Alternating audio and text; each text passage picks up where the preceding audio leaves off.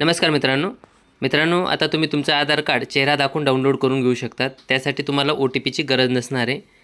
त्यासाठी एक नवीन application play स्टोअरवरती launch करण्यात आलेले आहे। ते ॲप्लिकेशन तुम्ही तुमच्या मोबाईलमध्ये एकदा इन्स्टॉल केलं की त्यानंतर तुम्ही तुमचं जे काही आधार कार्ड आहे तर ते आधार कार्ड डाउनलोड करून घेऊ शकतात। तर ते कशा पद्धतीने डाउनलोड करायचं याची संपूर्ण माहिती तुम्हाला आज या व्हिडिओमध्ये बघायला मिळणार आहे।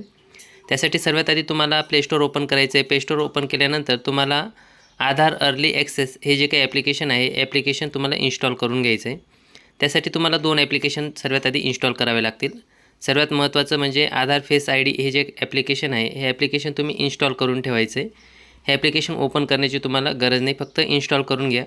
त्याच्यानंतर दुसरं ॲप्लिकेशन तुम्हाला इन्स्टॉल करावं लागेल, आधार अर्ली ॲक्सेस हे नवीन ॲप्लिकेशन लॉन्च करण्यात आलेलं आहे आधार कार्डसाठी। तर हे ॲप्लिकेशन तुम्ही इन्स्टॉल करून घ्यायचं आहे। माझ्या मोबाईलमध्ये ऑलरेडी इन्स्टॉल असल्याने मी ते ओपन करतो। त्याला जे काही परमिशन आहेत त्या परमिशनला अलाउ करायचे। त्याच्यानंतर तुमची भाषा निवडायची। भाषा निवडल्यानंतर पुढच्या पेजवरती आपण ज्यावेळेस जातो त्यावेळेस तिथं तुमचा आधार कार्ड नंबर टाकायचा आहे। आधार कार्ड नंबर ज्यावेळेस आपण टाकतो त्यावेळेस तुम्हाला एक मेसेज येतो। त्या मेसेजला परत सेंड चा जो काही ऑप्शन आहे तर त्या सेंडच्या ऑप्शनवरती क्लिक करायचं आहे। त्यानंतर तुम्ही परत मेन पेजवरती येत असतात। अतिशय सोपी प्रोसेस आहे, तुम्ही तुमच्या मोबाईलच्या सहाय्याने संपूर्ण प्रोसेस फॉलो करू शकतात। यासाठी फक्त तुमचा जो काही आधारला लिंकिंग मोबाईल नंबर आहे तर तो नंबर तुमच्या मोबाईलमध्ये असणं गरजेचं आहे। या ठिकाणी तुम्हाला थोडा वेट करावा लागेल। वेट केल्यानंतर तुमच्यासमोर अशा पद्धतीचं ऑप्शन येईल। याला जे काही चेकबॉक्स आहे खाली त्याच्यावरती क्लिक करायचं आहे आणि प्रोसीड बटनवरती क्लिक करायचं आहे। त्यानंतर तुमचा चेहरा दाखवायचा आहे। चेहरा तुम्ही फ्रंट कॅमेराने दाखवू शकतात किंवा बॅक कॅमेराने देखील दाखवू शकतात। चेहरा आपण ज्यावेळेस त्या गोलमध्ये येतो त्यावेळेस तुम्हाला 2 वेळेस तुमचे डोळे उघडझाप करायचे, त्याच्यानंतर तुमचा फेस डिटेक्ट होतो। त्यानंतर तुम्हाला इथं एक पिन सेट करावा लागेल 6 अंकी। तुम्हाला जो लक्षात राहील तो पिन तुम्ही या ठिकाणी सेट करायचा आहे आणि कंटिन्यू बटनवरती क्लिक करायचं आहे। पिन एकदा टाकल्यानंतर परत तुम्हाला कन्फर्म पिन करावा लागणार आहे। कन्फर्म पिन केल्यानंतर तुमच्यासमोर तुमचं आधार कार्ड अशा पद्धतीचं तुमची माहिती दिसेल। या QR कोडवरती टच केल्यानंतर तुमच्या आधार कार्डवरती जी काही माहिती आहे तर ती तुम्हाला फ्लॅश होते। हे अशा पद्धतीने तुमचा फोटो दिसतो, त्याच पद्धतीने तुमचा आधार कार्ड नंबर दिसतो।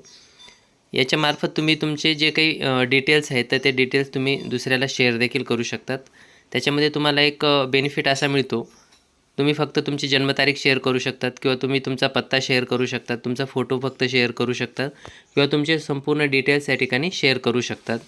आता या ठिकाणी ज्यावेळेस आपण पुढे क्लिक करतो शेअरच्या ऑप्शन, शेअर IDच्या ऑप्शनवरती, तर त्यावेळेस तुम्हाला अशा पद्धतीचे ऑप्शन येतात, जसं की तुमचा इमेज, तुमचं नाव, तुमचं बर्थ डेट, मोबाईल नंबर यापैकी कुठल्याही एक ऑप्शनवरती क्लिक केलं तर तुम्ही ते एक ऑप्शन सिलेक्ट करून ते शेअर करू शकतात व्हॉट्सअपच्या सहाय्याने। त्याच्यानंतर जर आपण परत शेअर IDवरती क्लिक केलं तर त्या ठिकाणी परत तुम्हाला एक ऑप्शन दिसेल डाउनलोड आधार।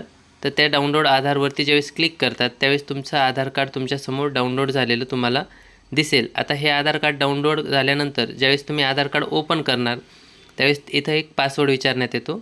तर त्या ठिकाणी पासवर्ड टाकताना तुमचे जे काही नावाचे पहिले 4 अक्षर आहेत ते कॅपिटल घ्यायचे आणि न स्पेस देता त्या ठिकाणी तुमचं जे काही जन्मवर्ष आहे तर ते जन्मवर्ष तिथे टाकायचं आहे।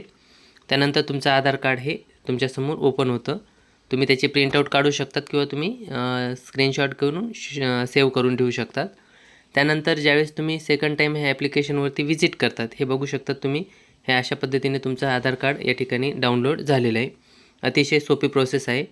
त्यानंतर जर समजा तुम्ही परत त्या ॲप्लिकेशनवरती जाणार, परत तुम्हाला ॲप्लिकेशनमध्ये लॉग इन करावं लागणार, तर त्यावेळेस तुम्हाला परत संपूर्ण प्रोसेस करण्याची गरज नसणार आहे।